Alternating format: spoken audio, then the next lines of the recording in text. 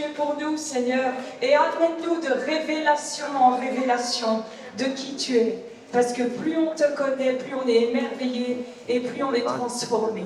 Amen. Amen. Pour ceux qui n'ont pas suivi, je fais une petite série sur le cœur du Père. Vous pouvez les retrouver en ligne sur YouTube. Le Seigneur m'avait parlé sur le fait que vous savez qu'on a facilement rencontré Jésus notre Sauveur. Vous êtes chrétien ce matin, amen. Si vous ne l'êtes pas, vous le serez avant la fin du service. En fait, c'est difficile à expliquer, mais vous étiez athée, vous ne croyez pas en Dieu, vous croyez en autre chose, et il s'est révélé et vous vous êtes convertis. C'est quand même un truc énorme, hein. Tu passes à ne pas croire en Dieu, à d'un seul coup être sûr qu'un jour, si tu meurs, tu vas aller marcher dans des pavés d'or au ciel. C'est très particulier, hein. Pour vraiment que Dieu se pointe. Vous êtes avec moi? Sinon, c'est compliqué à croire. Donc il faut être touché. Donc tu vas croire en Jésus Sauveur. Puis une fois que tu t'es converti, tu vas te rendre compte qu'il s'est passé quelque chose. Tu as reçu le Saint-Esprit. Vous êtes avec moi? Hein? Le Saint-Esprit vient vivre en toi.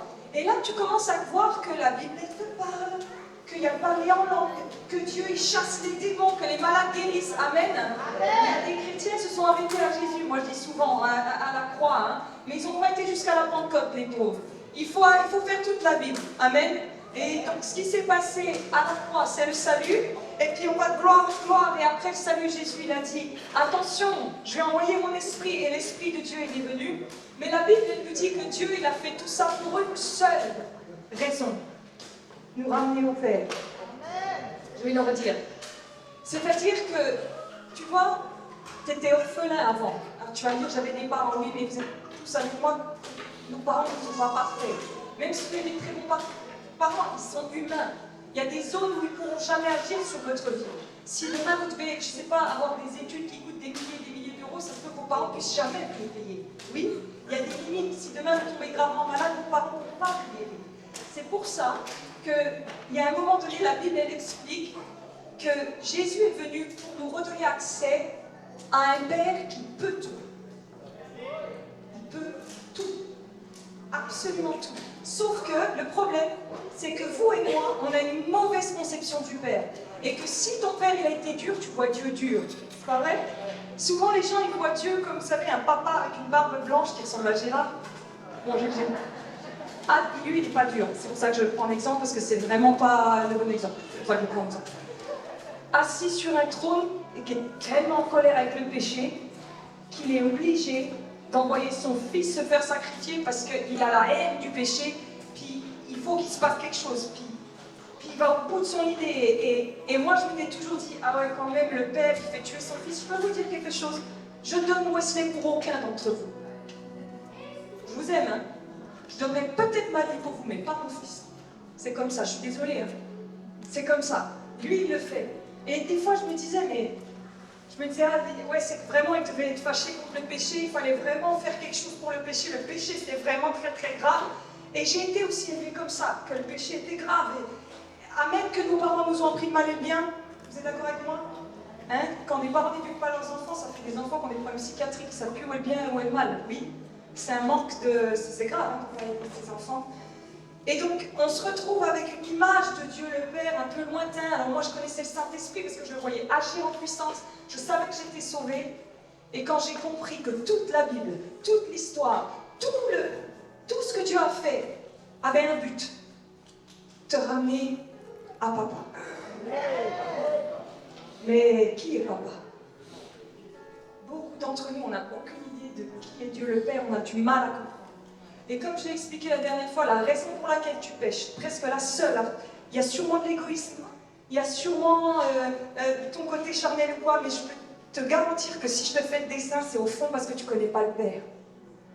Parce que si tu te savais aimer, tout ce que les gens disent de toi, t'en aurais rien à faire. Mais qui d'entre vous sait, comme moi, que ce que les gens pensent de nous, ça nous touche encore. Ça nous blesse encore. Donc il y a une dimension de l'amour de Dieu qu'on ne connaît pas.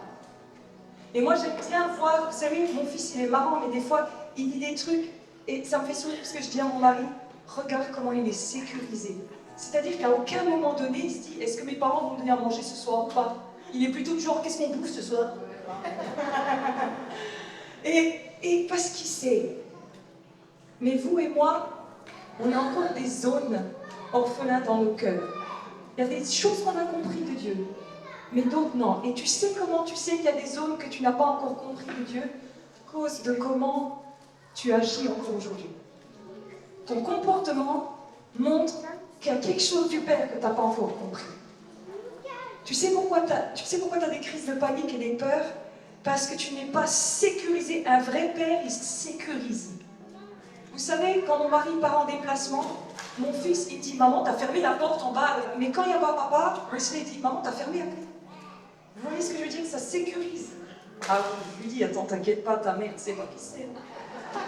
Mais il y avait eu un soir où j'ai entendu bam pour la baie vitrée, bam, et Pierre, il n'était pas là. Je me suis dit, oh mince, on se fait cambrioler, puis moi je laisse charger mon portable en bas. Enfin, il y a une règle dans ma maison, mon fils et tout, pas de portable dans la chambre, vous êtes avec moi? Amen. Il est en bas le portable, ça se passe comme ça chez moi en tout cas. C'est pas marqué dans la Bible, si, c'est marqué dans Proverbe 32. Cherchez Proverbe 32. C'est marqué dedans. Ça tape contre la baie vitrée, et bon, je sais qu'on est en train de se faire cambrioler. Et dans ma tête, ça va vite, je me dis, tout ce qu'il faut, c'est que si vous en bas, la PlayStation, ce serait top d'ailleurs, tiens, ça m'aurait bien. Et je me suis dit, il faut juste pas qu'il arrive quelque chose au gamin, donc je vais, puis je m'allonge du côté ouest, puis je prends ouest. Puis ça tape, puis au bout d'un moment, je me dis, bon, elle aurait dû exploser, la baie vitrée, Et donc, je prends tout mon courage à deux mains, je descends en bas. Et en fait, Pierre, dans le travaux, il n'est pas fini, il y avait un câble qui restait, et comme il y a du vent, ça tapait contre la baie vitrée. J'ai cru que mon rêve. J'ai dit à Pierre, tu quittes plus jamais la maison.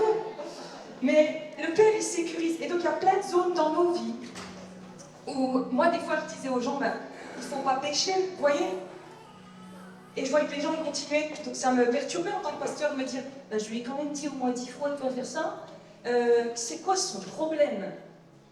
Et quand le Seigneur il essaye de te dire, Johanna, les gens ils pêchent pas comme ça. Les gens ils pêchent pour combler quelque chose.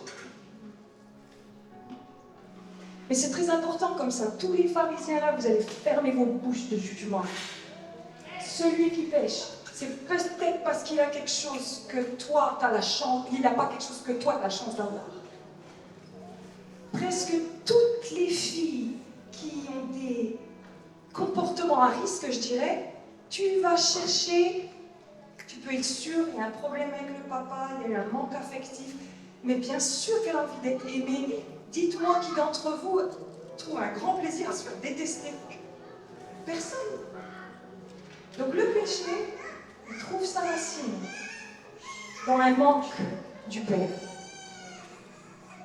Mais si Dieu envoie sa révélation du Père, le diable il perd son pouvoir de tentation.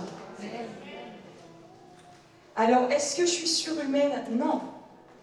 Il y a des domaines que j'ai compris de Dieu et du coup le diable il ne peut pas venir m'embêter.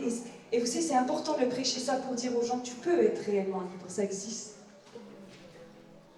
Présente-moi les gars que tu veux, je ne pense pas que je tromperai mon mari. Alors, attention, je ne vais pas, la Bible elle dit, hein, veille, hein, oui. Mais pourquoi? Parce qu'il y a quelque chose en moi qui sait que Dieu m'aime. Et je sais que Dieu m'aime. Et souvent, quand il y a un problème dans les couples, on va ailleurs parce qu'on cherche ce qu'on n'a pas dans son couple. Sauf que moi, mon mari ne peut pas tout me donner. Et je ne lui mets pas ce poids-là sur les épaules. Donc la part qu'il ne peut pas me donner, je la trouve en Dieu. Tous ceux qui sont dans l'adultère, je vous le dis, vous allez aller vers qui? Votre conjoint ne peut pas vous donner, vous allez aller vers l'autre? Parce que vous pensez que l'autre va vous le donner? Honnêtement? Bien sûr que non. C'est le Père qui donne. Et donc comment on sait si on a des zones de notre cœur pas guéries? Et on avait commencé à voir ça il y a 15 jours. Comment on sait si on est orphelin de cœur? Dans quel domaine on n'a pas compris le Père? Il y a des domaines, je pense que vous avez compris, il y a des gens, par exemple, des gens très généreux, ils n'ont pas peur de manquer, ils ont confiance en Dieu. Et il y en a d'autres, vous avez déjà vu des vrais radins? Ils sont formidables ceux-là. Mais un vrai radin, il va te sécher le sachet de thé pour le réutiliser. Hein. Ah oui, il y a des vrais radins. Et donc, pourquoi? Parce qu'il y a eu un manque quelque part à un moment donné. Oui. Et donc la dernière fois, on avait vu l'histoire du... alors ça s'appelle le fils prodigue, mais moi je pense qu'on devrait lui redonner un titre parce qu'il y a deux fils dans l'histoire. Donc ça a été facile, le fils prodigue, il s'en va, il va pêcher. Ben ça c'est tellement gros qu'on a tous envie de dire, ah bah oui, alors là t'as fait n'importe quoi de ta vie, forcément tu vas dans le mur. Et il y a le deuxième fils. Et le deuxième fils, c'est des gens comme vous et moi. C'est des chrétiens. Parce qu'il est marqué hein, que le deuxième fils, il est à l'église, hein, il est là, il n'est pas parti dans le monde. Mais il y a des domaines de son cœur où il n'a pas compris le Père. Et dis à ton voisin, j'espère que je vais repartir en comprenant le Père. Parce que si tu ne le comprends pas, tu vas te comporter comme un orphelin, tu vas développer des comportements d'orphelin. J'avais donné l'exemple quand j'étais à l'école biblique, il y avait un pasteur, il avait adopté 2 enfants, un garçon et une petite fille. Et ils étaient d'un pays très pauvre. Et alors qu'ils étaient adoptés, maintenant les parents vous voyaient en tout, quand il y avait des buffets, vous savez, à la fin de l'église, le petit garçon il prenait à manger puis il cachait dans ses poches pour en avoir en réserve pour sa petite sœur au cas où. Il est adopté, il a tout ce qu'il faut maintenant, mais il continue à avoir un comportement d'orphelin. Et tu sais c'est quoi ton problème? C'est que tu n'as pas compris par qui tu as été adopté. Tu es adopté de Dieu. Et c'est le Saint-Esprit qui fait ce travail en toi, qui te fait crier Abba Père. Et Jésus, quand il est venu, il a dit aux pharisiens, je viens vous montrer le Père. Et les pharisiens, ils le regardent, ils disent, quoi il parle lui?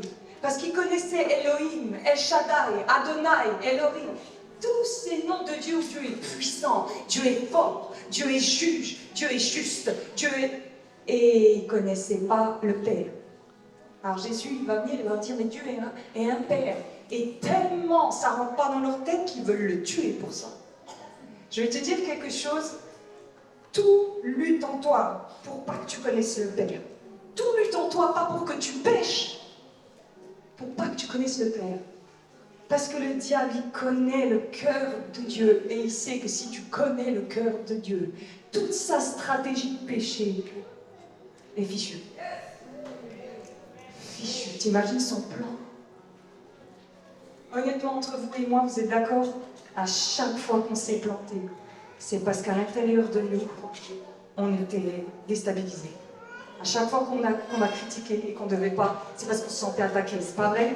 Chaque fois qu'on a jugé et tout, c'est parce qu'on était jalouse, on était... Ah, il y a quelque chose dans ton cœur, vous savez, moi j'ai rencontré des chrétiens vraiment guéris. Et vous voyez, ils sont comme assis sur un roc. Quoi qu'il se passe, moi ma grand-mère elle est comme ça, ma grand-mère maternelle. Quoi qu'il se passe, mais je ne comprenais pas parce qu'à chaque fois elle disait, oh, praise the Lord, God is going to do something, Dieu va faire quelque chose. Puis tu as envie de secouer ta grand-mère et de dire, écoute, tu as peut-être vieilli, c'est peut-être ralenti là, il se passe un truc grave dans la famille, mais assise sur le roc, elle te disait, Dieu va faire quelque chose sur nous. On a un bon papa qui s'occupe de la famille. Et ma grand-mère, elle amène une stabilité dans notre famille. Alors que nous, les jeunes, et elle amène une stabilité. Quand j'étais au Canada, je voulais voir sa Bible, hein, j'ai pris sa Bible, et je regardais les annotations. Et les annotations, c'est des choses du genre, oui, Dieu peut le faire, Amen. Il y a des versets, elle met ton nom à côté, tu sais. Moi, que j'en ai plus lu le verset, je dis bon. Mais elle proclame, elle croit, et elle croit. Je vais me dire quelque chose, il suffit d'un chrétien qui sait qui est papa, et qui a un bon échange avec papa, pour faire intervenir papa dans la famille. S'il y a un chrétien qui sait qu'il a accès à... Écoutez, je vous garantis, à 4 h du matin, j'appelle mon père, il viendra. Parce que j'ai déjà fait. Il viendra. Et il y a des choses comme ça où quand tu connais l'accès à Dieu, il y a un théologien une fois qui a dit la seule chose sur laquelle tu dois baser tout ton christianisme, c'est le rapport que tu as avec Dieu, c'est lequel? Père-fils, fille-père ou autre chose?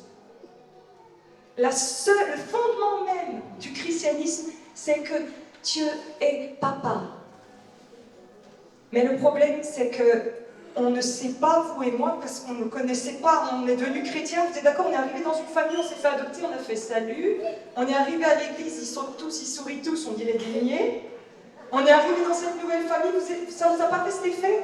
Un coup, Denis témoignait, hein. Denis disait quand il arrive à l'église, il s'est dit, je suis arrivé chez les simplets. Il s'est dit, donc imagine-toi te convertir et t'es mis dans une famille, mais tu ne connais pas le Père. Tu dois commencer à le connaître, amen, et te laisser, excusez-moi le terme, apprivoiser par Dieu. Et beaucoup d'entre nous se comportent comme des enfants. Des fois, vous savez, je vois des gens, ils ont 40, 50 ans, ils se comportent comme des enfants de 3 ans émotionnellement. C'est pas vrai? On dirait qu'ils sont complètement insécurisés. Et tu as envie de leur dire, mais tu connais pas papa. Et alors, je vous l'ai déjà dit, mais je ne suis pas sûre qu'on peut vous le prêcher, parce que ce qu'il vous faut, c'est une rencontre avec lui. Je vous l'ai déjà dit, hein. Je peux vous prêcher sur les Maldives et vous dire à quel point l'eau elle est bleue et les cocotiers sont beaux, mais si vous allez aux Maldives, c'est autre chose. C'est pas vrai? Hein, vous mangerez une noix de coco, vous irez dans l'eau, et vous devez expérimenter l'amour du Père. Et je vais vous dire quelque chose. Si j'étais vous, je chercherais et je chercherais l'amour du Père jusqu'à ce que j'ai une rencontre avec lui. J'en ferai ma priorité. Arrête de battre contre ton péché, parce qu'honnêtement, nous les pasteurs, on va nous voir encore pendant 20 ans, on va être fatigués, tu vas nous fatiguer, tu vas être fatigué, tu vas être découragé. Alors on va mettre ça de côté et tu vas chercher l'amour de Dieu, parce que l'amour de Dieu, quand il va venir, tout ton rejet, toute ta colère, toute ta haine, toutes tes pensées de mort vont partir. Parce que tu vas te sentir aimé, aimé, aimé. Et ça vient, et c'est très fort, l'amour de Dieu. Très fort. Très, très fort. Très fort. Et tu vas réussir à pardonner. Parce que tu sais pourquoi tu n'arrives pas à pardonner? Tu n'arrives pas à pardonner parce que tu n'as pas compris l'amour de Dieu. Dieu, il dit pardonner parce que je vous ai pardonné. Quand tu as compris combien Dieu t'aime, combien il t'a pardonné, après, franchement, c'est facile de pardonner. Tu comprends ce que je veux dire? C'est-à-dire que Dieu t'aime tellement, mais c'est des mots, là c'est des mots, ce que je vous dis, j'ai pris des notions, c'est des mots. Mais j'espère une chose, c'est que j'attise chez vous la faim et la soif. Dieu le Père n'est pas comme ton Père. C'est-à-dire que Dieu, il n'est pas là, pas là. Dieu, il n'est pas irresponsable. Dieu, il n'est pas dur. Dieu, il n'est pas absent. Mais parfois, on approche Dieu de cette façon. Yes?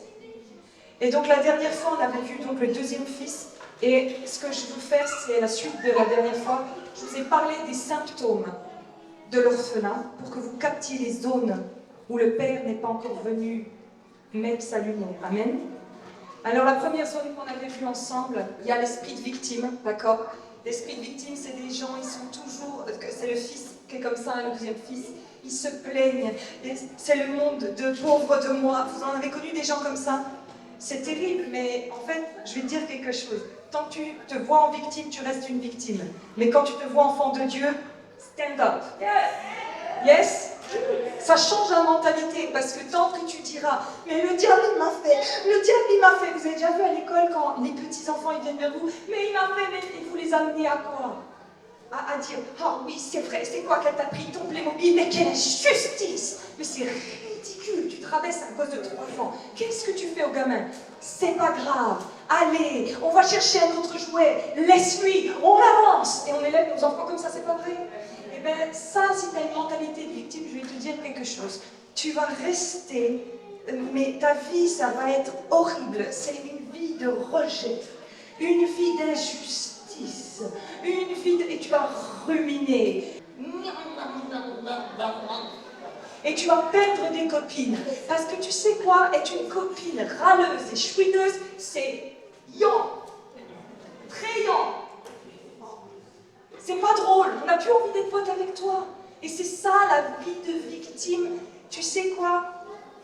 Si tu comprends que tu es enfant de roi, comporte-toi comme un prince et une princesse. Il va s'occuper des choses. Alors tu vas me dire, oh, Joannelle, si on m'a fait injustice, si on t'a fait injustice, papa s'en occupe. Papa s'en occupe. Aie confiance en ça. L'esprit persécuteur, c'est que quand tu as... En fait, les persécuteurs, au fond, ils sont insécurisés. En fait, au lieu de faire confiance à Dieu, il faut qu'ils contrôlent. Vous avez déjà eu des parents qui étaient dans le contrôle? Les parents qui sont dans le contrôle, c'est chaud. Hein. C'est une domination sur leurs enfants. Vous pouvez avoir un chef d'entreprise qui est comme ça. Vous avez déjà vu des fois des chefs d'entreprise ou des chefs de secteur qui sont sous contrôle, c'est très compliqué. Et donc, vous pourrez voir tout ça dans la vidéo qui est sur YouTube. On avait vu aussi qu'il y avait l'esprit de camouflage, c'est-à-dire que tu es obligé de toujours t'adapter aux autres, essayer d'être quelqu'un d'autre, pour essayer de plaire. On est dans une génération où les réseaux sociaux, ça me gave. C'est du fake à fond la caisse. Les gens, ils sont même plus eux-mêmes. La dernière fois, là, quand j'étais à ICC, bon, des gens m'ont reconnu à cause des réseaux sociaux, il y a une dame qui vient qui me dit, on va faire une photo. Je lui dis, bon, si vous voulez. Et elle me dit, bon, je mets un filtre. Je dis, ah, tu mets pas de filtre. Elle m'a sorti Snapchat, vous auriez vu les yeux, les yeux bleus translucides, et puis un lifting. Tu sais, j'étais comme ça, je me suis dit, non, non, non, je suis qui je suis. Amen. C'est-à-dire qu'on est beaucoup dans essayer de paraître et tout, alors que si tu sais que Dieu t'aime, qu'il en a créé qu'une comme toi, dis à ton voisin, il n'y en a qu'un comme toi dans toute l'histoire de l'humanité. Un seul. Un seul. Même si tu as un jumeau. Amen. Un seul. Personne d'autre que toi va fouler la terre. Et tu vas me dire, ouais, mais Johanna, regarde, eux, ils réussissent leur vie. Et moi, je vais te dire, les principes du royaume, c'est pas ceux du monde. Tu réussis ta vie si tu sais aimer. Point barre. Que tu gagnes du pognon ou quoi, j'en ai rien à faire. Parce que s'il suffit juste de faire du camouflage. Ce qu'on présente sur les écrans, c'est choisi. Hein. On choisit ce qu'on peut vous montrer. Yes? Même les films, même les téléréalités, vous savez, ils sont faux. On leur dit ce qu'il faut dire. Enfin, tout est faux. C'est faux. Ensuite, on avait vu que l'esprit orphelin, il était facilement offensable. Je vais te donner une clé. Si tu sens que ta vie spirituelle, elle est bloquée en ce moment, demande-toi si tu n'as pas de l'offense dans ton cœur. Parce que quand tu es offensé, tu te coupes de la source de la vie. Tu te coupes de papa. Papa, il t'aime. Papa, il pardonne. Papa, il prend dans les bras. Il est Dieu. Il est bon. Il pardonne. Il est fort. Il est aimant. Il reconstruit. Et toi, tu restes dans l'amertume. C'est un signe de cœur orphelin. Laisse-toi aimer. Pardonne. Pardonne. Sois rapide à pardonner. Mon mari, on a discuté cette semaine. J'ai des bonnes conversations avec mon mari. Il m'a dit, Johanna, il faut qu'on soit des gens qui pardonnent très vite. Très, très vite. Parce qu'on va être amenés à être calomniés. On va être amenés... Vous êtes prêts pour la persécution ou pas, les chrétiens? Vous avez lu le même bouquin? Vous n'êtes pas prêts. Mais le Seigneur nous y prépare. Il va falloir qu'on pardonne vite. Très vite. Comme ça, vous savez quoi, quand tu pardonnes, tu sais ce que ça fait? Le mal qu'on t'a envoyé sur toi, tu nettoies et tu continues. Alors que si tu gardes la rancune, le mal il reste, puis il rentre en toi, puis il te mange. Pardonne vite. Dis à ton voisin, on peut pardonner parce qu'il y a papa. Honnêtement, si tu n'es pas chrétien, je te comprends que tu ne pardonnes pas. Hein. Je te comprends. Si tu n'es pas chrétien, il faut que tu montes tes défenses, il faut que tu te battes toi-même. La vie, elle est dure. Mais nous, on n'est pas tout seul. On a papa avec nous. Et du coup, les gens peuvent nous faire ce qu'ils veulent. Papa va prendre soin. Amen. Donc on va continuer du coup les symptômes du corps orphelin. On va se rendre compte que les gens qui ont du problème avec ça, c'est aussi des gens qui sont jaloux et qui ont un esprit de rivalité.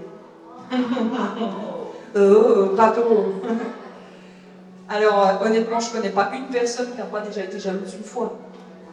Honnêtement. Tu commences à chanter, tu crois que tu chantes bien, puis il y a une autre nana qui fait le même concours de toi, puis là, d'un seul coup, elle te fait la note de Whitney Houston. On va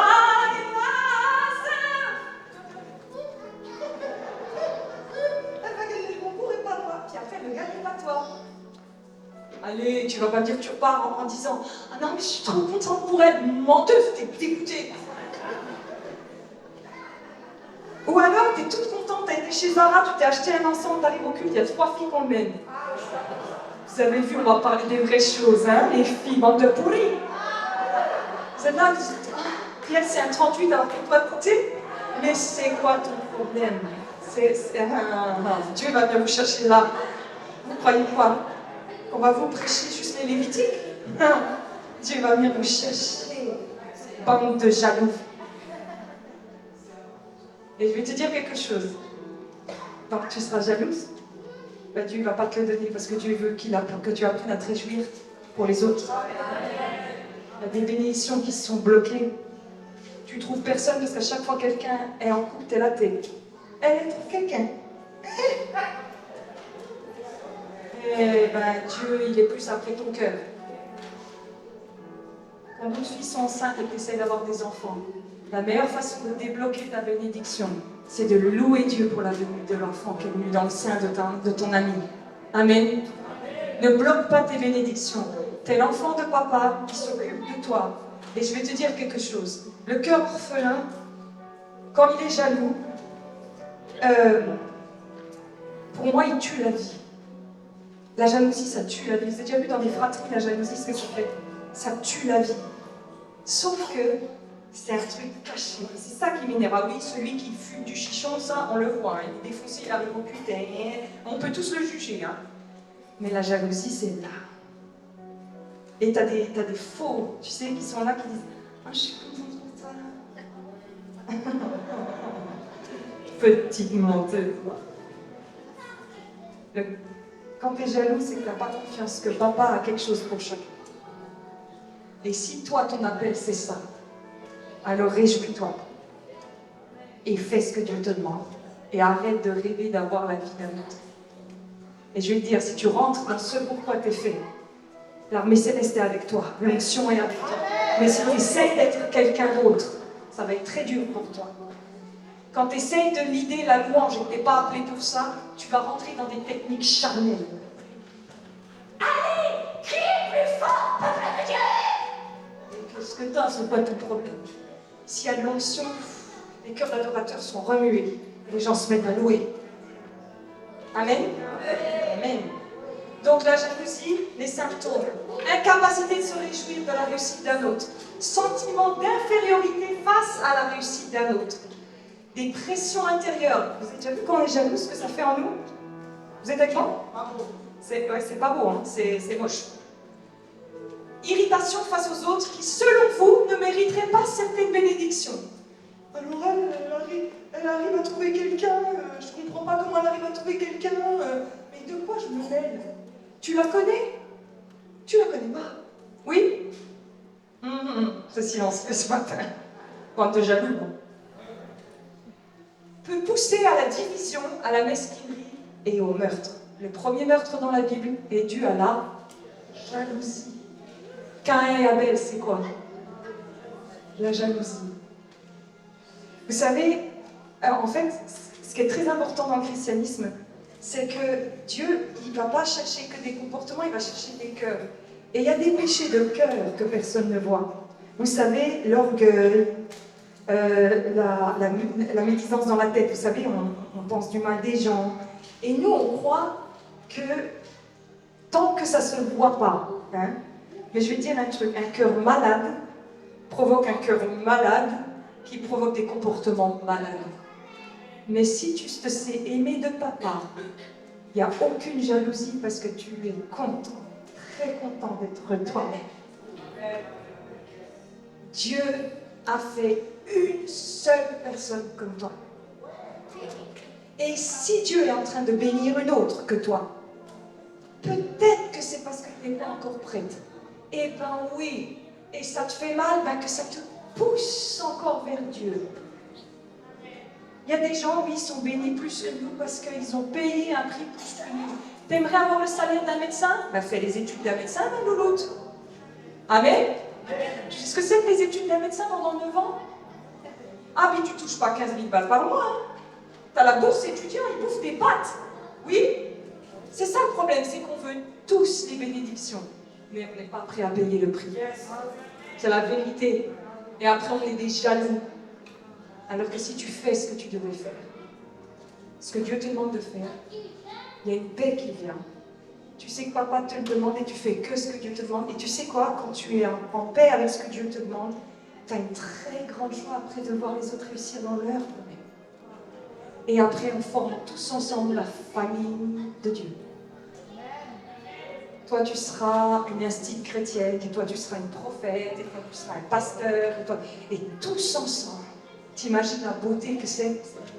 Honnêtement, tu as envie d'être toi-même, tu as envie d'être tout. Et c'est de l'orgueil. Yes? Un cœur orphelin, il est souvent jaloux. Il se compare constamment. Il est dans la compétition plus. Des portes d'opportunité restent fermées car Dieu ne peut pas te donner les choses par envie. Et donc dans Luc 15, on voit que ce fameux fils, il est jaloux de son frère, qu'il ait eu un chevreau, alors que lui, en plus, il avait une maison tout à lui. C'est-à-dire que quand on lit l'histoire, le fils il revient et le père il dit ah ben, on va faire un chevreau pour célébrer la venue du fils. Et lui, il est jaloux d'une chèvre alors qu'il a toute une maison. Tu sais quoi, ce qu'elle te fait faire de la jalousie? Elle te fait regarder ce qui te manque là, alors que tu as tous de bénédiction. Vous savez que j'ai vu des gens des fois être jaloux parce que leur copine elle avait une fille, puis eux ils voulaient une fille, alors qu'ils ont eu un garçon, leur garçon il a bonne santé. Tu sais ce que c'est que de ne pas avoir un enfant en bonne santé et d'être à l'hôpital?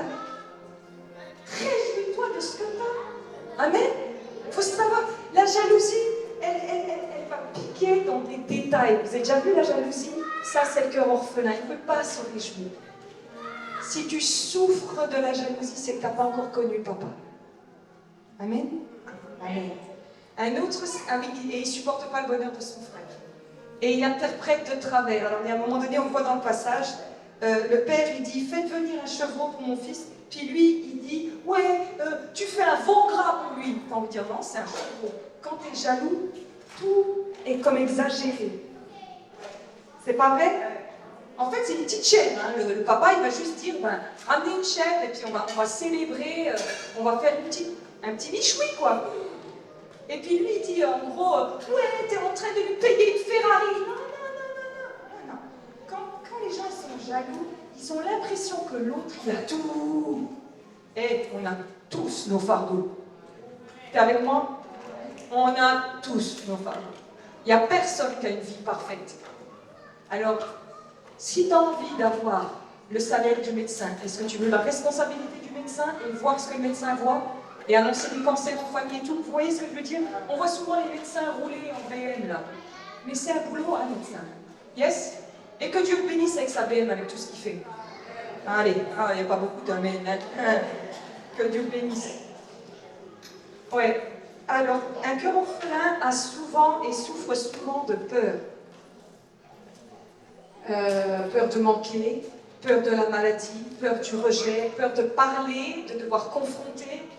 Dans Luc 15, on voit que le fils, il n'est pas rassuré dans sa position de fils. Le père lui avait déjà tout donné, mais il est encore dans la crainte.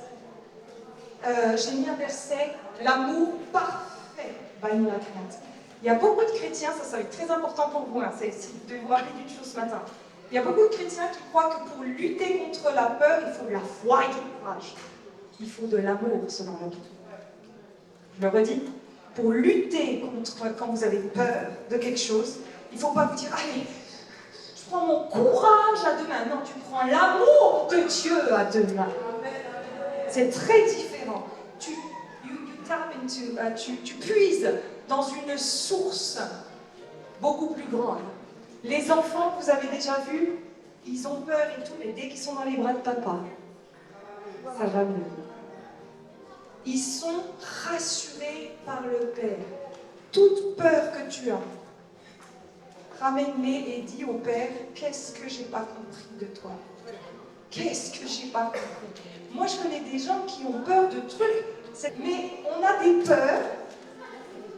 peurs qui sont plus grandes que notre Dieu. On a des peurs qui sont plus grandes que notre Dieu. Je vais te dire quelque chose, tu ne manqueras de rien, ta papa.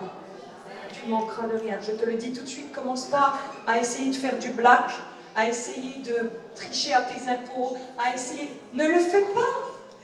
N'essaye pas de gagner de l'argent avec le diable. Repose-toi sur papa, il va pouvoir. Il va pouvoir, oui. Mais le problème, c'est qu'au lieu d'aller à papa, vous allez au gangster de la rue. Vous avez une source, le Père. Il faut aller au Père. Alors, pour certains d'entre vous, je vais vous dire comme il est un bon père. Vous allez prier pour de l'argent. Mais comme il est un bon père, il se peut qu'il te donne un travail au lieu de l'argent. Et c'est ça qui vous embête. Parce que vous êtes des rebelles et papa, il fait pas ce que vous voulez. Et vous êtes des ados qui claquent les portes de vos chambres. Tu vas te dire, je quitte la maison. Mais papa a raison. Papa a raison, il faut que tu trouves un travail. Mais pourquoi il ne règle pas simplement mes dettes? Parce que s'il le fait, tu retourneras à nouveau dans les dettes. Et papa, il est là pour construire un prince et une princesse. Vous avez déjà vu le film, je ne sais plus c'est quoi le titre, mais la fille, elle ne sait pas qu'elle est la petite fille d'une reine. Et vous savez, ils vont la chercher. Et c'est quoi? Princesse malgré elle. En plus, le titre est super. Et ils vont tout lui réapprendre. Et ils vont lui dire, mais comporte-toi comme une reine, fais comme une reine. Et là, elle commence à penser comme une reine, à agir comme une reine et à obtenir le respect des gens comme une reine. Vous savez quoi? C'est pas en disant aux gens, respecte-moi, je te le dis, qui vous respectent. Il y a des gens qui attirent le respect. Vous avez déjà vu par qui ils sont? Quand tu sais qui est ton père. Toute peur que tu as, c'est parce que tu n'es pas rassuré par le père. Alors, le cœur orphelin, il n'arrive pas à hériter. Alors, je vais m'expliquer. Est-ce que vous êtes d'accord avec moi que dans le verset, à un moment donné, il dit « Mais tout ce qui était à moi était à toi ». Vous savez, le père, il va dire ça au frère du fils prodigue. Il lui dit « Ouais, pourquoi t'as donné la bourse à mon frère, il vient, il a tout dépensé, et moi, pourquoi tu m'as pas fait ?» Et là, le père, il va lui dire « Mais tout ce qui était à moi était à toi. Mon fils, ce qui est dans le frigo, il peut se servir sauf 2-3 trucs. Un Pierre et moi qu'on cache. Il arrive à les trouver, il est sale gosse. Hein. Un Pierre, il cache des yaourts à la fraise, en fait. C'est ces yaourts à Pierre, il les cache. On est tous un peu comme ça. Hein? Oui, on est tous un peu comme ça. Et pourquoi je vous dis ça? Oui, en fait, en tant qu'enfant de Dieu, il y a des choses que tu n'arrives pas à éviter parce que tu ne comprends pas que, en fait, tu y as accès, c'est déjà à toi, en fait. Écoute, c'est comme si demain, l'un de vos parents, je ne sais pas, décédait, vous êtes d'accord que ça vous revient à vous, en fait. C'est comme ça. Mais que vous alliez chez le notaire, puis que vous disiez au notaire, vous êtes sûr? Vous êtes sûr que la maison familiale est à moi? Il va vous dire, écoutez, vous êtes l'enfant, hein. Écoutez, je ne suis pas sûre. Je vais retourner habiter sous les ponts, parce que je ne suis pas sûre que c'est vrai. Mais on est comme ça. Dieu, il te dit, dans mon héritage, tu as la guérison. Et beaucoup de chrétiens ne croient pas en la guérison. Vous prenez Dieu pour qui? C'est un bon père qui guérit ses enfants. Tous ceux qui ne croient pas en la guérison, vous êtes... Enfin, je parle plus à ceux qui sont en ligne, je pense, ceux qui regarderont là, ceux qui regardent mes vidéos en cachette. Là. J'ai des commentaires de gens qui étaient en cachette. Tous ceux qui sont contre les dons du Saint-Esprit, contre la guérison, vous prenez Dieu pour qui, en fait? Il est bon. Et il aime ses enfants. Et il guérit. Et il a donné sa vie pour avoir autorité sur les démons et la maladie. C'est un bon papa. Il faut être vraiment aveugle pour ne pas croire que Dieu guérit et libère encore aujourd'hui. Il faut avoir le cœur orphelin, avoir l'idée d'un père. Mais t'imagines le truc, ton enfant il est malade et puis toi tu restes là et tu dis ça va t'apprendre une leçon de vie, ça va détruire ta chair. Il y a des gens qui disent ça, la maladie, ça te permet de grandir en fait, de faire mourir ta chair. À part devenir amer et avoir mal partout, je ne vois pas en quoi la maladie fait du bien. Amen. Là, c'est du mensonge, bien sûr, c'est du mensonge. Qui est le Père? Le Père est bon et le Père guérit. Et dans l'héritage, écoute-moi, il est énorme l'héritage du Père. Et tu peux aller puiser à n'importe quel moment. Tu ouvres le frigo et tu te sers. Mais toi, tu ne vois pas Dieu comme un Père. Alors du coup, tu n'oses pas lui demander certaines choses. Demande. Va à papa. Et s'il te dit non, ce sera pour ton bien. Parce que mon fils, des fois, il va dans le frigo, il va dire oh, ben, il n'y a pas de coca, il n'y a pas de chocolat, il n'y a pas de bonbons. Il n'y a plus, Wesley. Tu vas être sevré pendant 2 semaines. Et c'est bon, c'est-à-dire que Dieu va te dire, tout ce qui est à moi et à toi, et puis s'il te dit non, ne sois pas rebelle, accepte les noms de Dieu. Dis à ton voisin, on est difficilement éducable. On est difficilement éducable, hein. Franchement. On a du mal, hein. On a du mal. Donc il a des difficultés à avoir la foi, le cœur orphelin, est-ce que c'est ton cas? Il a des difficultés à saisir des vérités bibliques, ça ne lui parle pas vraiment. Il n'obtient pas certaines bénédictions car il ne se voit pas comme un fils, mais comme un serviteur. Moi, il y a des gens qui disent, ma soeur, moi je sais le Seigneur. Mais moi je vais te dire quelque chose. Quand tu vois Dieu comme un père, qui est avec moi, que tu ne poses même pas la question, tu prendrais soin de tes parents s'ils avaient besoin. C'est pas vrai. Tu ne te vois pas comme l'esclave, c'est tes parents. Quoi. Je vous donne un scoop en public, comme ça va mettre à l'aise. Moi, mon père, je lui dis, mais papa, je te prendrai à la maison, je ne te mettrai pas en maison de retraite. Alors il me dit, mais Johanna, je tiendrai debout jusqu'à la fin, je mourrai en servant l'éternel. Oui, papa, oui. Mais s'il y a quelque chose, je te prends avec nous. Avec tes parents, tiens, on leur fait un studio, on met tes parents avec mon père.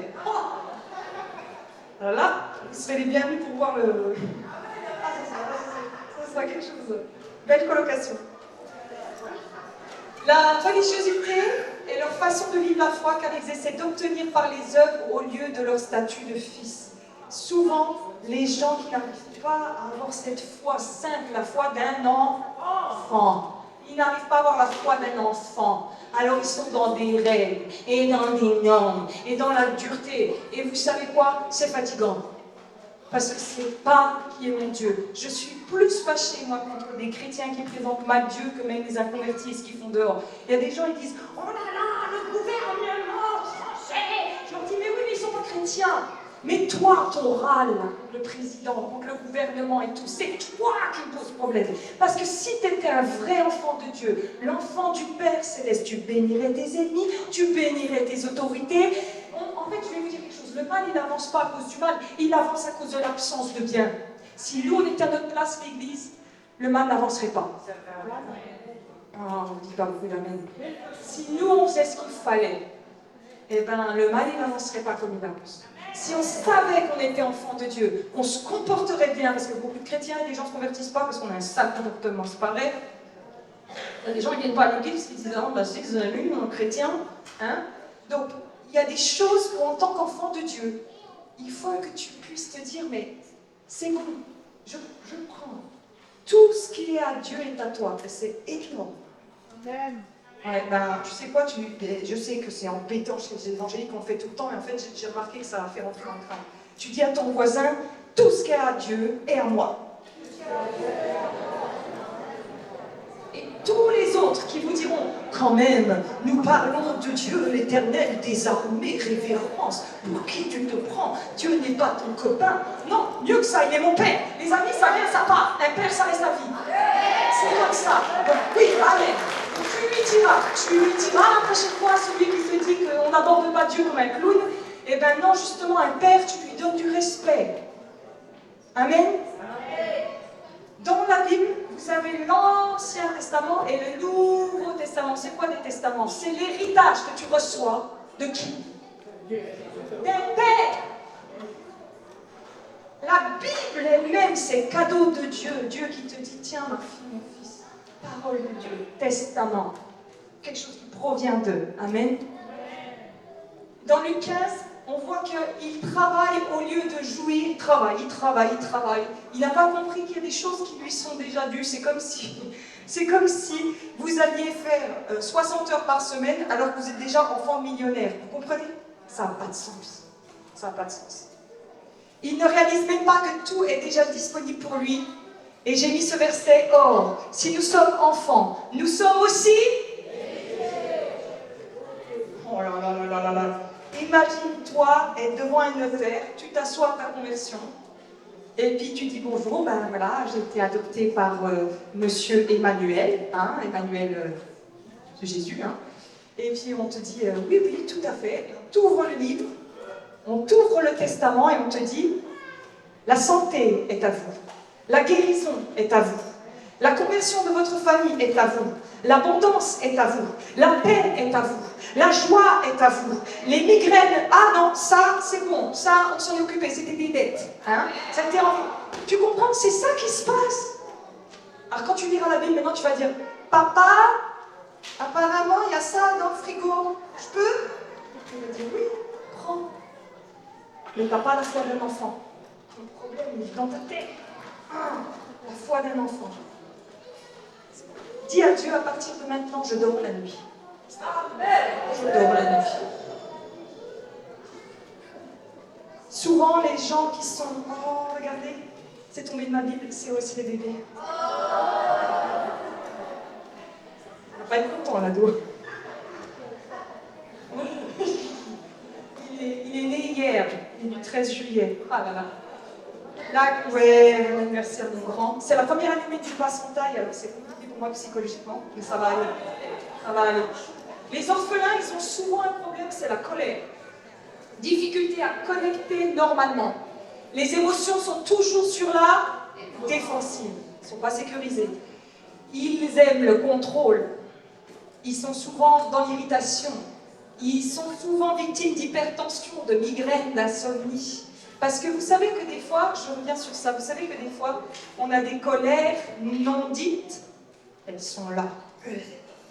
T'as la colère de celui qui explose et t'as la colère qu'on garde à l'intérieur de nous. Et elle peut être dangereuse, elle peut faire des cancers et tout, hein, attention. Beaucoup de rébellion. Difficulté à se soumettre aux autorités. Allez, les Français, je peux vous le dire. Ça va me piquer. Les Français, on est des révolutionnaires. Hein. J'ai jamais de ma vie rencontré un Français qui m'a dit « Oh, vraiment, qu'est-ce que j'aime notre président !» Tu sais, des élèves qui disent « Ah là là, la police, elle est là pour me protéger, mais quelle bénédiction !» Mais on est des rebelles. Et vous savez quoi? Si on n'enlève pas ce poison et qu'on ne se laisse pas adopter du Père, nos églises, elles ne vont jamais grandir parce que tu vas être en rébellion avec les autorités continuellement. Et en fait, en France, je vais vous dire quelque chose qui me fait mal au cœur, et je le disais la dernière fois au pasteur, j'en disais, on a l'impression d'avoir une bande d'orphelins. Si c'est comme ça, tu fais ailleurs! Et ils vont ailleurs, dans une autre... Preach it, my kid. Alors, si c'est comme ça, je vais ailleurs. Alors, ils vont ailleurs. Mais quand tu vas ailleurs, comme tu ne supportes pas l'autorité là, est-ce que tu vas le supporter là? Bah alors. Et il y a des gens qui changent de travail tout le temps et comme par là, ils ont toujours un problème avec leur patron. Alors, mon patron, c'est un honnard. Ok. C'est un manipulateur. Il y a deux patrons. Au bout de 6 patrons, je trouve que quand même tous les patrons français sont très toxiques. Hein. Ça commence à faire beaucoup. Hein.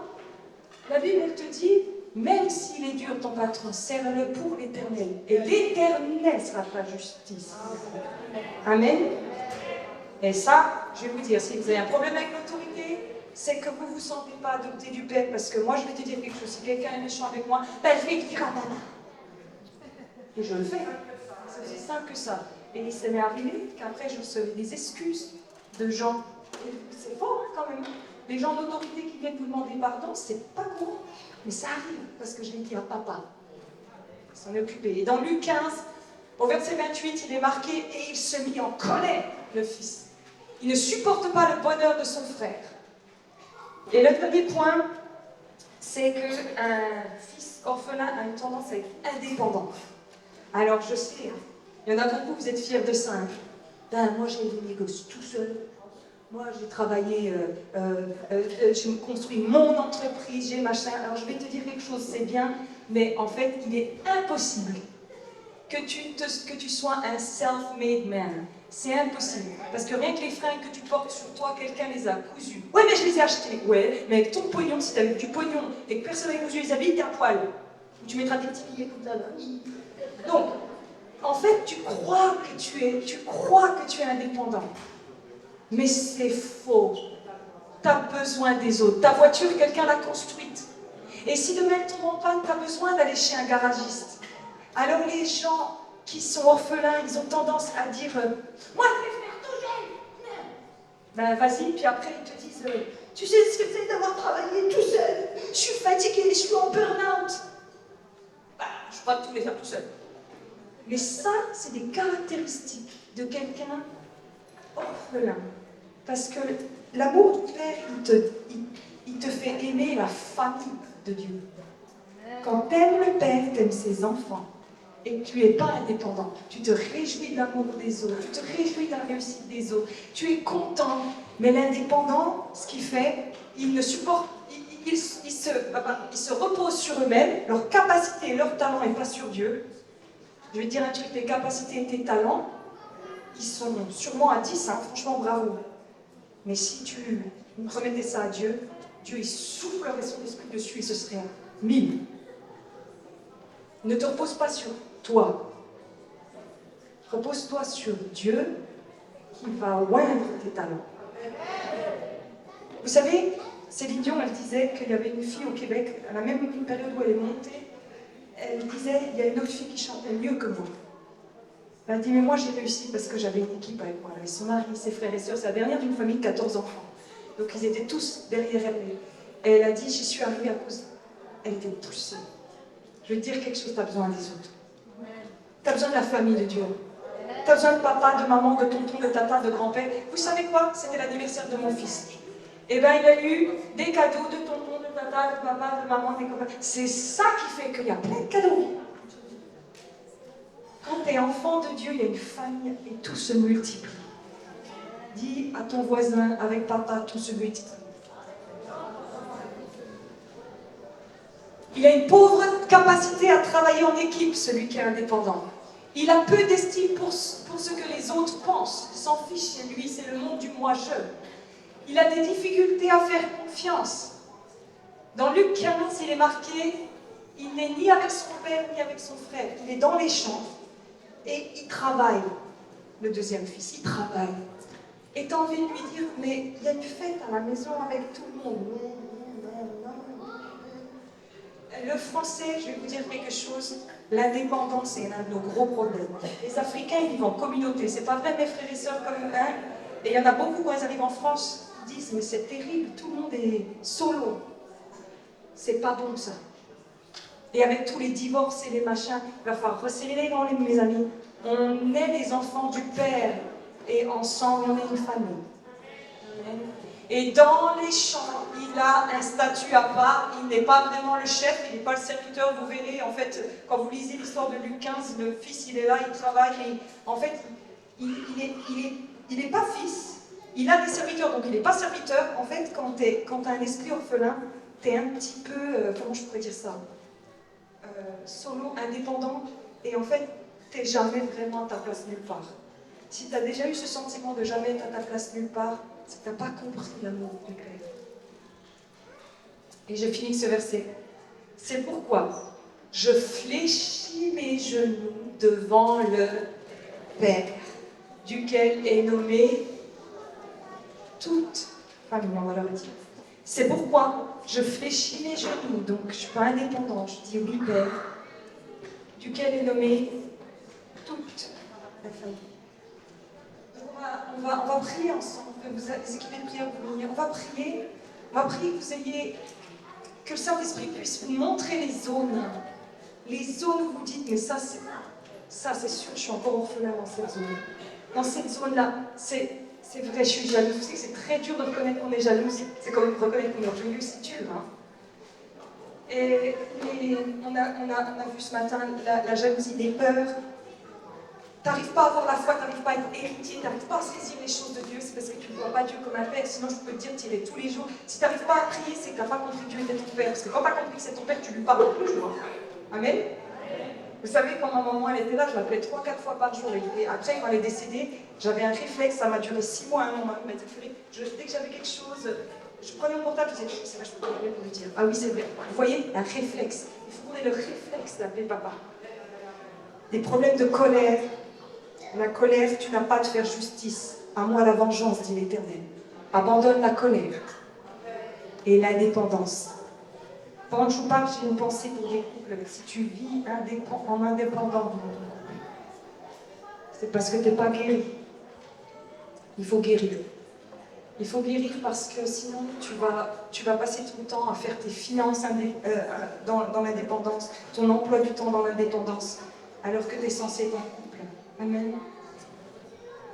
Et ça, il faut que tu guérisses pour pouvoir vivre ça. Les équipiers de prière peuvent venir. Si vous allez prier, on va se lever et on va prier. Seigneur Jésus, Seigneur, je te prie pour chacun d'entre nous. Forcément, on a des zones orphelins dans nos cœurs, forcément.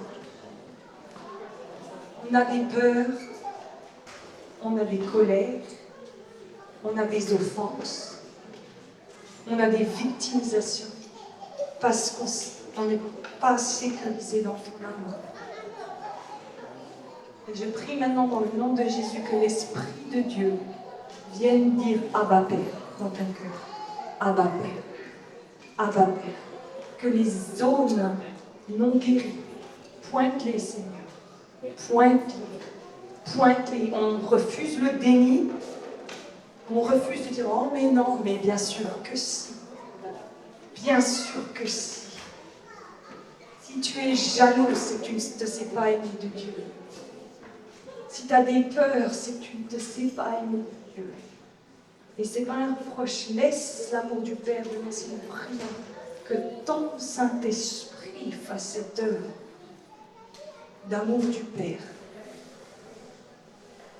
Je brise dans le nom de Jésus toute souffrance dans ton âme liée au Père. Toutes les fois où tu ne t'es pas senti aimé, accepté. Amen.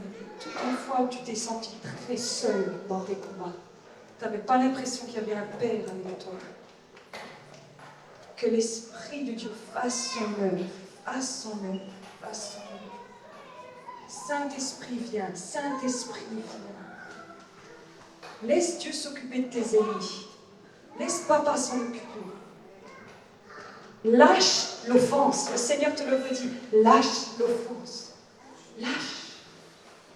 Papa s'en occupe.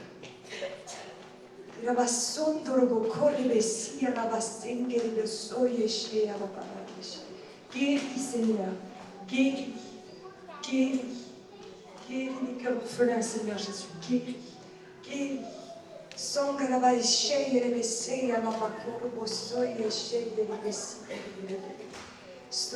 Lâche tes défenses, les mécanismes que tu t'es mis en place, qui attaquent les gens, qui font du mal, tu te mets en colère, lâche.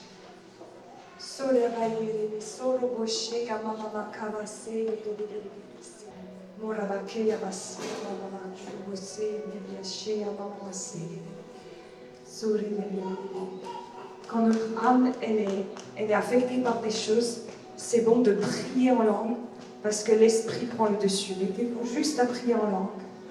Vous priez en langue. Dieu peut vous rencontrer en une fois. L'amour de Dieu peut vous submerger en une fois.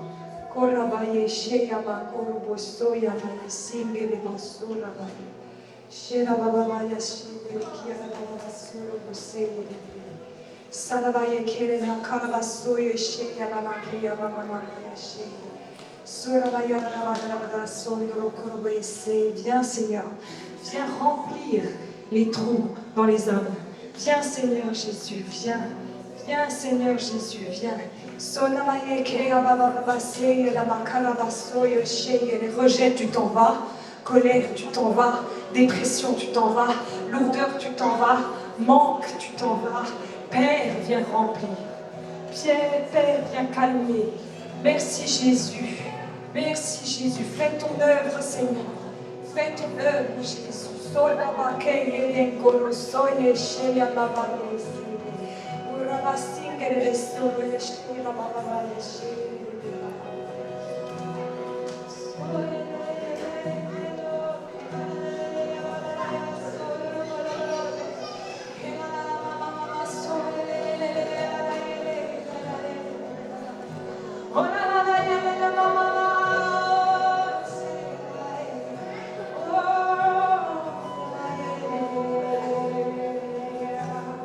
Je suis ton Père. Je suis ton Père. À l'infini, je t'aime. À l'infini, je t'aime. Je suis ton Père. Complètement adopté. Complètement accepté. Je suis ton Père. Je suis ton Père. Complètement pardonné. Aimé à l'infini. Je suis ton Père. Je veille sur toi.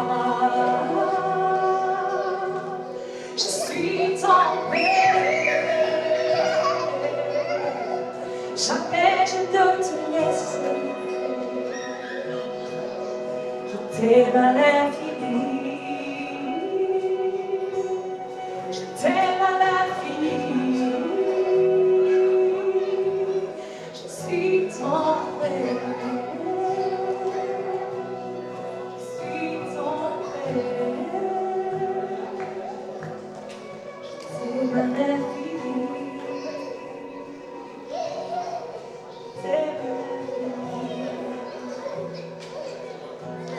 L'autorité dans le nom de Jésus contre toute malédiction générationnelle. Là où il y a eu la fausse image du Père, là où il y a eu l'abandon du Père, là où il y a eu la violence du Père. Dans le nom de Jésus, coule Saint-Esprit et enlève cette chose lourde qui colle à l'âme, qui colle à les pensées, qui colle. Si Seigneur, tu retires. Ora keya seya sheya na koro soya sheya na ke. Ora la ya la la ya la la. Oh, suis ton Père. Jamais tu ne manqueras. Toujours je serai toi. Je suis un Père.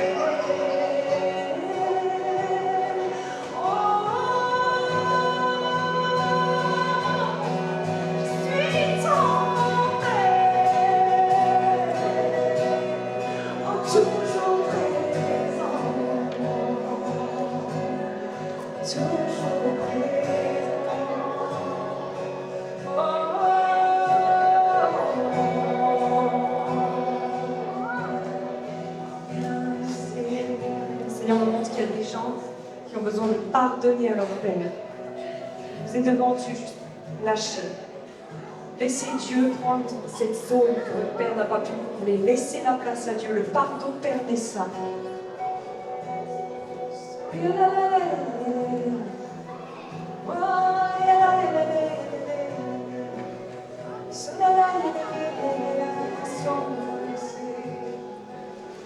Seigneur, tu viens combler, tu viens combler, tu viens combler.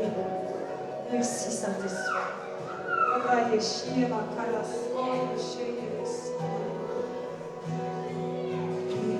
de tes chaînes, libre de requêtes, libre de tes chaînes, libre de ta prière. Jésus libère, Jésus guérit, il le fait pour toi aujourd'hui. Jésus libère, Jésus libère, Jésus guérit.